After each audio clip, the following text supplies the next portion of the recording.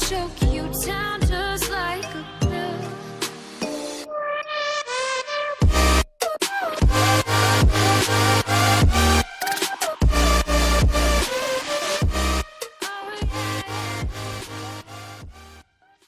Hey guys and welcome back to Avengers. तो Avengers के दुश्मन बढ़ते जा रहे हैं। सबसे पहले फिल काउल्सन इस बात से खुश नहीं है कि ब्लैक पैंथर अवेंजर्स का लीडर बन चुका है, इसीलिए वो अमेरिका को प्रोटेक्ट करने के लिए स्क्वाड्रन सुप्रीम ऑफ अमेरिका की एक टीम बनाता है। फिर नमोर समुद्र की रक्षा करने के लिए डिफेंडर्स ऑफ डीप की टीम बनाता है। हाल ही के टाइम में मेफिस्टो टोनी स्टार्क के पीछे लगा हुआ है। रशिया ने अपनी विंटर गार्ड की टीम को फिर से इकट्ठा कर लिया है और ड्रैकुला ने रशिया के अंदर एक नया वैम्पायर नेशन बना दिया है। अब तक अवेंजर्स इन खतरों को कंट्रोल करते आ रहे थे, लेकिन शांति आखिरकार कब तक बनी रहेगी। जिस दिन नमोर समुद्र का राजा बना था, उस दिन शाही समारोह की गूंज पूरे समुद्र के अंदर सुनाई दी। कामों की रीफ गार्डन से लेकर गहरे पानी के महल ठाकुर तक हर जगह खुशी का माहौल था। उसकी सेना ताकतवर थी और बढ़ती जा रही थी। उस दिन अटलांटिस का राजा कहलाया जाना एक अच्छी बात थी, लेकिन उन बातों को काफी साल बीत चुके हैं। अब समुद्र के अंदर के जंगल कम होते जा रहे हैं और गार्डन्स सूख रहे हैं। अटलांटिस के बच्चे इस तेल की गंदगी में दुबक कर बैठे हुए हैं। नमोर की सेना की संख्या दिन ब दिन कम होती जा रही है, जबकि सरफेस वर्ल्ड के ऊपर रहने वाले लोगों के समुद्र के ऊपर हमले बढ़ रहे हैं। जैसे कि रॉक्सन एनर्जी कॉर्पोरेशन, जिसने समुद्र के लोगों के खिलाफ एक वॉर डिक्लेयर कर दी है। और जिस दिन अटलांटिस के राजा ने इन सब चीजों का सामना किया, उस दिन उसका मन पीने को हुआ। वो इस ओशन के सबसे गहरे बार के अंदर शराब पे शराब मंगाया जा रहा है। बार कीपर ने कहा, लगता है आज आपका दिन मुश्किल गुजरा है। नमोर कहता है, मेरे ऊपर डॉल्फिन्स का खून लगा हुआ है, जिन्हें वो तेल कंपनियां कंट्रोल कर रही थी। इसलिए मुझे अपने लोगों को बचाने के लिए सबसे गंदे रास्तों को अपनाना पड़ा। मुझे उन्हीं समुद्री मछलियों को मारना पड़ा, समुद्र के उन मॉन्स्टर्स का साथ लेना पड़ा जिन्हें मैं डिफेंडर्स ऑफ डीप कहता हूँ, जो कि सरफेस वर्ल्ड के ऊपर एक इन्वेजन करना चाहते हैं। हर कोई एक लड़ाई के लिए भूखा है और एक बार फिर से नमोर इन सब के सामने अकेला खड़ा है। लेकिन शायद मैं आने वाली चीज को बस टाल रहा हूँ। मुझे इस वर्ल्ड को वो देना चाहिए जो ये चाहता है। बारकीपर ने कहा, शायद आपको देना चाहिए, लेकिन जरूरी नहीं है कि आप पूरे सरफेस वर्ल्ड के खिलाफ लड़े। नमोर कहता है, तुम अपने काम से काम रखो, अपनी जुबान पे लगाम दो। मैं यहाँ पे एकांत में रहने के लिए आया था, ना कि किसी की बकवास सुनने और ना ही सलाह लेने के लिए। बारकीपर कहता है, मैं आपकी रिस्पेक्ट करता हूँ, लेकिन मैंने बचपन से ही खुल के बोलना सीखा है और जब तक मेरे खून में समुद्र का नमक बहता रहेगा तब तक मैं बोलता रहूँगा। नमोर ने कहा, अगर मेरी आर्मी के अंदर तुम्हारे जैसे लोग होते तो मुझे डिफेंडर्स ऑफ डीप बनाने की कोई जरूरत नहीं पड़ती। ठीक है, तुम्हें जो कहना है कहो। तुम क्या चाहते हो कि नमोर किसके खिलाफ लड़े? बारकीपर कहता है, उनके खिलाफ जिन्होंने इसकी शुरुआत की, जिन्होंने रॉकस्टोन कैदियों को आपसे छीन लिया, जो हमेशा सरफेस वर्ल्ड के लोगों के साथ रहते हैं। मैं अवेंजर्स की बात कर रहा हूँ। नमोर ने कहा, यकीन मानो मैं भी तुम्हारी बात से पूरी तरीके से सहमत हूँ, लेकिन हमारे पास इतनी ताकत नहीं है। अगर मुझे उनकी ताकत का मुकाबला करना है तो मुझे डिफेंडर्स ऑफ डीप की पूरी ताकत को आज़ाद करना होगा, लेकिन ये तबाही का रास्ता है। इससे पूरे समुद्र में तबाही फैल जाएगी और मैं ऐसा बिल्कुल भी नहीं चाहता। बारकीपर कहता है, मैं ये कब कह रहा हूँ कि आप डिफेंडर्स के ऊपर डिपेंड रहे। अपना सिर पानी से बाहर निकालिए और चारों तरफ देखिए। सिर्फ अटलांटिस ही अवेंजर्स का दुश्मन नहीं है। क्या आपने किंगडम ऑफ वैम्पायर्स के बारे में सुना है? इधर यूक्रेन चेरनोबिल के अंदर सुबह हो रही है। रेड बॉम्बर अंदर आने के इंतजार में गेट पे खड़े हुए वैम्पायर्स को वापस भेज रहा है। उसने कहा, यहाँ कोई किंगडम ऑफ वैम्पायर्स नहीं है। तुम सब यहाँ पे झूठ सुनकर आए थे। ड्रैकुला मर चुका है और जल्दी तुम लोग भी मर जाओगे। अगर सूरज निकलने से पहले तुम लोग अपने आप को नहीं छुपाते।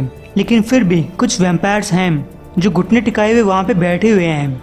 वो भागना नहीं चाहते। रेड बॉम्बर कहता है, तुम लोग यहाँ पूरी रात से घुटने टिकाए बैठे हो। क्या तुम लोग ये फील कर सकते हो कि तुम कितने बेकार हो? सूरज उग रहा है, जल्दी से अंधेरे के अंदर भाग जाओ, वरना तुम जलने लगोगे। और एक बात जान लो, तुम में से कोई भी इस बिल्डिंग के अंदर नहीं घुस सकता। बिल्डिंग के अंदर लिली क्रॉमवेल कह रही है, आज पहले से भी ज्यादा लोग आए। चारों तरफ बात फैल रही है।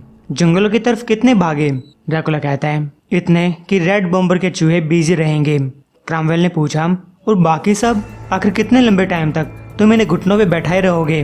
ड्रैकुला कहता है, हमारे लोग कमजोर हो चुके हैं। एक नई शैडो नेशन को बनाने के लिए हमें ताकतवर लोग चाहिए जो अपना सब कुछ दांव पे लगा सके। और जब मुझे इन वैम्पायर्स के अंदर वो सब दिखाई देगा तभी इन वैम्पायर्स को मेरे किंगडम के अंदर आने दिया जाएगा। अब तक सूरज निकल चुका था, वैम्पायर्स की स्किन जलने लगती है, लेकिन अब भी वो भागने के लिए तैयार नहीं है। इसीलिए रेड बॉम्बर उन सबको अंदर आने देता है। जहाँ इनका सामना कारपैथियन के साथ होने वाला था, जिसने वैम्पायर से भरी हुई एक बस उठाई और आने वालों के ऊपर फेंक दी। क्रॉमवेल ने कहा, इतने से काम नहीं चलेगा, ऐसे वैम्पायर्स की एक पूरी आर्मी से भी काम नहीं चलेगा। अवेंजर्स उस ब्लेड को अब भी अपनी टीम के अंदर मानते हैं। वो हमें यहाँ ढूंढ लेंगे, वो तुम्हारे साम्राज्य को तोड़ डालेंगे और पहले की तरह हमें बिखेर कर रख देंगे। ड्रैकुला को उसकी बात पसंद नहीं आती। वो कहता है, अगर तुम यहाँ से जाना चाहती हो तो जा सकती हो, और जाना है तो अभी जाओ जब सूरज निकला हुआ है। क्रॉमवेल ने समझाया, हमें अपने दुश्मनों के खिलाफ दोस्त चाहिए। अवेंजर्स के पास काफ़ी सारे दुश्मन हैं, हमें सिर्फ दोस्त बनाने हैं। ड्रैकुला पूछता है, और तुम्हें वो दोस्त कहाँ मिलेंगे? तो गाइस हम चलते हैं Moscow, winter guard mention. Winter guard की टीम वापस आ चुकी है। उनका बटलर तारीफ करते हुए उनका स्वागत करता है। उसने रेड विडो का थैंक्स किया और पूछा, क्या आप फिर से वही सब करना चाहेंगी जो आप मिशन के बाद करती हैं? मिल्क बात आपके लिए वेट कर रही है। रेड विडो कहती है, इससे काम चल जाएगा। लेकिन तब बटलर ने कहा, और मैं अवेंजर्स के खिलाफ आपकी मदद कर सकता हूँ। ये बात सुनकर रेड विडो को गुस्सा आ गया। वो कहती है, क्या कहा तुमने? बटलर के पसीने आने लगे। उसने अकलाते हुए कहा, ये बस मेरा ओपिनियन है कि अगर हमें अवेंजर से ताकतवर बनना है तो उन्होंने काफ़ी सारे दुश्मन बना रखे हैं। मैं ये नहीं कह रहा कि आप नमोर, ड्रैकुला या उसके वैम्पायर्स के साथ कोई टीम बनाएं, लेकिन आप उनका इस्तेमाल। तभी रेड विडो उस बटलर को मार देती है। उसने कहा, मैं नहीं जानती कि तुम किसके लिए काम करते हो, लेकिन तुम हमारे लिए तो बिल्कुल भी काम नहीं करते। वॉचडॉग, इसको रेड रूम के अंदर लेकर जाओ। इसके दिमाग से जो जानकारी निकली निकालो। मैं अपने कमरे के अंदर जा रही हूँ। वहाँ जाने पर रेड विडो ने अपनी तलवार दीवार में गाड़ दी और ध्यान लगाने बैठ गई। अवेंजर्स माउंटेन के अंदर ब्लैक विडो ब्लेड को समझा रही है। वो कहती है कि मैं भी तुम्हारी ही तरह हूँ। तुम्हें लगता है कि तुम्हें अवेंजर्स की टीम में नहीं रहना चाहिए, इसलिए तुम जा रहे हो। तुम्हें लगता है कि तुम उड़ नहीं सकते और ना ही गिरते हुए लोगों को पकड़ सकते, ना ही अपने हाथों से पर्वत हिला सकते। इस दुनिया का कोई भी बच्चा तुम्हें अपना हीरो नहीं मानता। तुम्हें लगता है कि तुम हमेशा एक हत्यारे रहे हो और सब चीज़ें ठीक करने के लिए टाइम गुजर चुका है। लेकिन इस दुनिया के अंदर ऐसे मॉन्स्टर्स भरे हुए हैं जो तुम्हारी तलवार के हाथों कटना चाहते हैं। आउटर स्पेस के अंदर तुमने मेरी मदद की थी, इसलिए मैं कहना चाहूँगी, प्लीज़ मत जाओ। ब्लेड ने कहा, लेकिन तुम भी तो जा रही हो। ब्लैक विडो कहती है, मैंने कभी अवेंजर्स की टीम नहीं छोड़ी, ज़्यादा लंबे टाइम के लिए नहीं, लेकिन पहली बार जब इन्होंने मुझे टीम में बुलाया था तब मुझे ये बात हजम नहीं हुआ करती। मैं अपने आप को इनसे नीचे माना करती। मैं भागना चाहती थी, फिर से उसी जगह जाना चाहती थी जहाँ मैं अक्सर रहा करती। ब्लेड ने कहा, मैं तुम्हारी बात समझ सकता हूँ, लेकिन आसमान में रहकर गुफाओं के ऊपर नजर नहीं रखी जा सकती। ब्लैक विडो कहती है, यह अवेंजर्स माउंटेन है और मैंने अभी तक इसका 1/10 हिस्सा भी नहीं देखा, लेकिन फिर भी मुझे इतनी अच्छी तरीके से पता है कि तुम अवेंजर्स माउंटेन के अंदर से दुनिया के हर कोने के ऊपर नजर रख सकते हो। गाइस, काफ़ी समझाने के बाद ब्लेड रुक जाता है।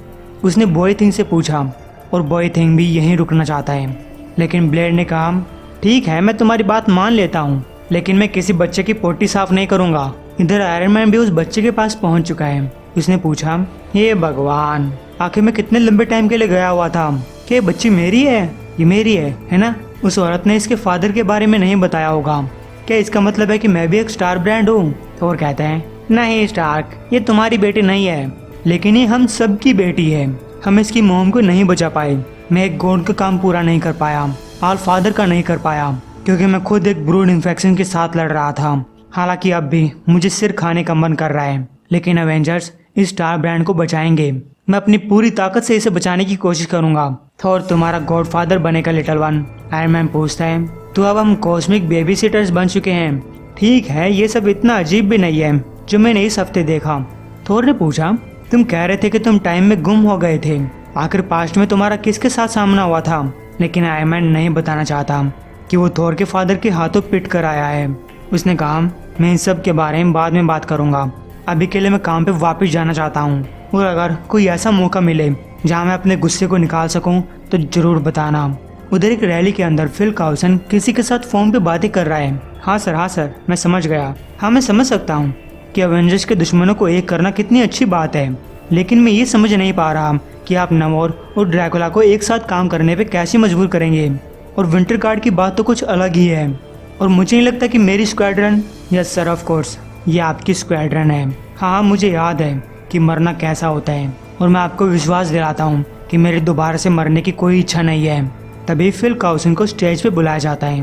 वो अब भी फोन पे बात कर रहा है। मुझे जाना होगा सर, आज ही वो दिन है। मैं उसे बताऊंगा कि आपने हाय बोला था। हाँ सर, उसे भी बता दूंगा।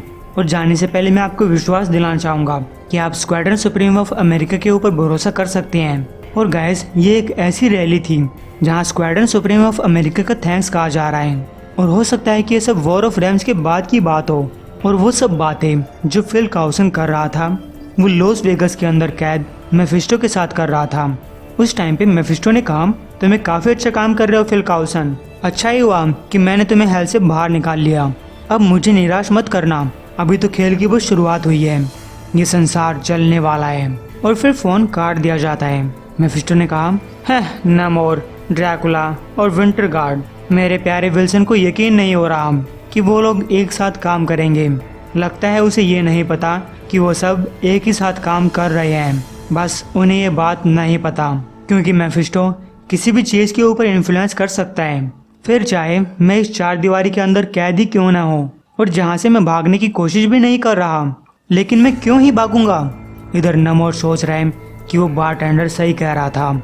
उसके साम्राज्य को अवेंजर्स के खिलाफ दोस्त चाहिए, लेकिन वो दोस्त ना ही वैम्पायर्स होंगे और ना ही रशियंस, बल्कि कुछ बहुत ही बड़े होंगे और बहुत ही खूंखार। नमोर कह रहा है, मैं जानता था तुम मेरी आवाज़ सुनोगे। मैं अब भी अपने दिमाग के अंदर तुम्हारे एक हिस्से को महसूस कर सकता हूँ। हालांकि तब हम बहुत ही कम टाइम के लिए मिले थे। मैं जानता हूँ कि तुम और चाहते हो। मैं तुम्हें वो सब दूंगा जो तुम्हें चाहिए। मैं तुम्हें अपने अंदर का हर एक हिस्सा दूंगा। मेरे पास आ जाओ फिनिक्स, मेरी अवेंजर्स को बर्बाद करने में मदद करो और मैं तुम्हारे लिए काफ़ी सारी गैलेक्सीज को जला डालूंगा। तो गाइस, ये एपिसोड यहीं तक था। इसके बाद वाले एपिसोड के साथ एज ऑफ कॉन्शो की शुरुआत होगी। एम करते हैं 1000 लाइक्स के लिए। उम्मीद आप जल्दी पूरा करवा देंगे, तो यह चैनल इसी तरीके से ग्रो करता रहेगा।